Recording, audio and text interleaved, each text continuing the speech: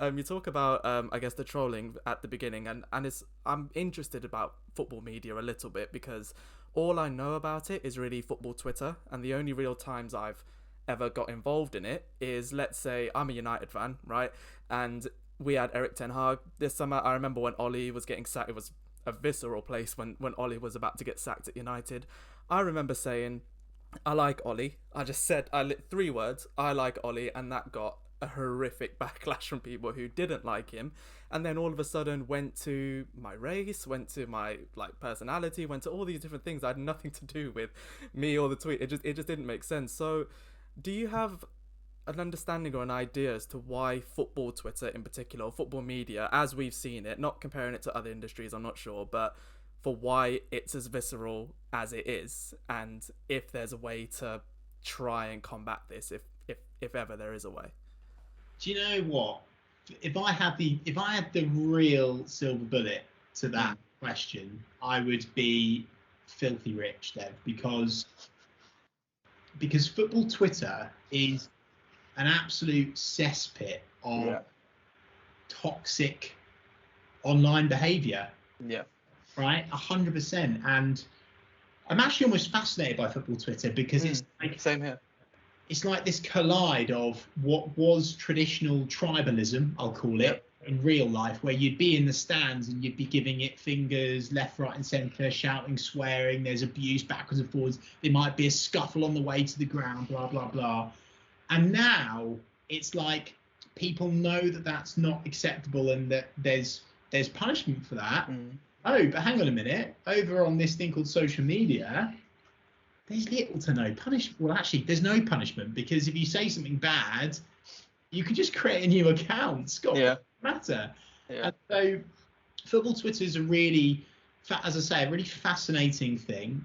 It's also a thing that's now, it's now a thing that's being monetized and commercialized by big corporations because they realize just how ferociously engaged supporter bases are in their football Twitter world. And actually, I think if it wasn't for football Twitter, I wonder how many people wouldn't be on that platform, right? There is just such strong communities in there. As you say, you highlighted your story there about I Love Ollie, yeah, and it's just like by doing one thing, it's like just everything's black and white. There's no gray space in football Twitter. Like you've got to be one or the other. I liken it to, for example, the recent Norwich City case study of that is we're not getting results in the Premier League under Daniel Farke, and I posted saying I really, really respect what Daniel Farke has done, but at the same time, I do think it's time for a change.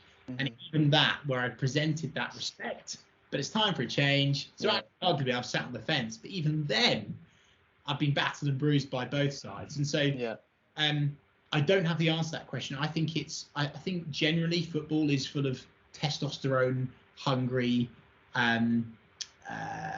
blokes that are bullies, and actually going back to that point about trolling it's been a really fascinating journey for me, Dev, because what I've done in the last probably 2.5 to 3 years is I've flipped it on its head. If someone just calls me a profanity, I can't do anything with that.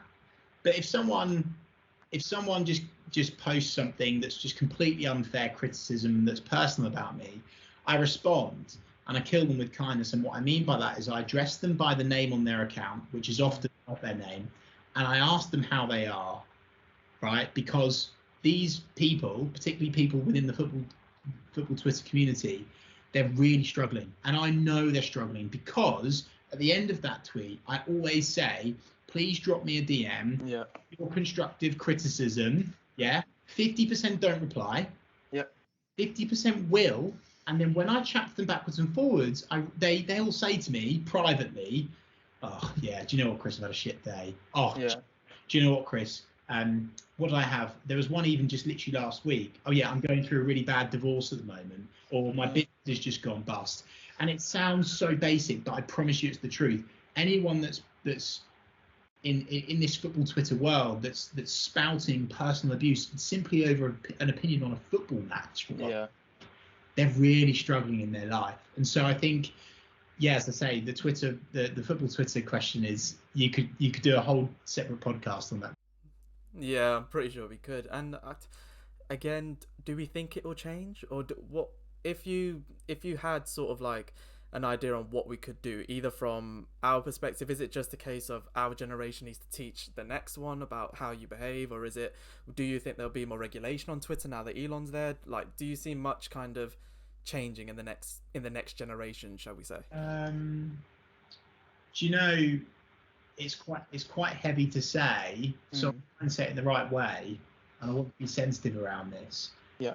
I sort of liken it to generations' conversations around homophobia, transphobia, racism. I think as the generations go on, it slowly sort of waters down. And there's so much work to do there, by the way. And I'm not saying that this is by anywhere near a problem, and actually it fuels those problems, so it is linked.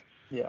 The thing with online abuse and social media hate, you're totally right. I do think we are the first generation to actually just be hit by this, and we will do some learning down to the next generation about how to conduct yourself online.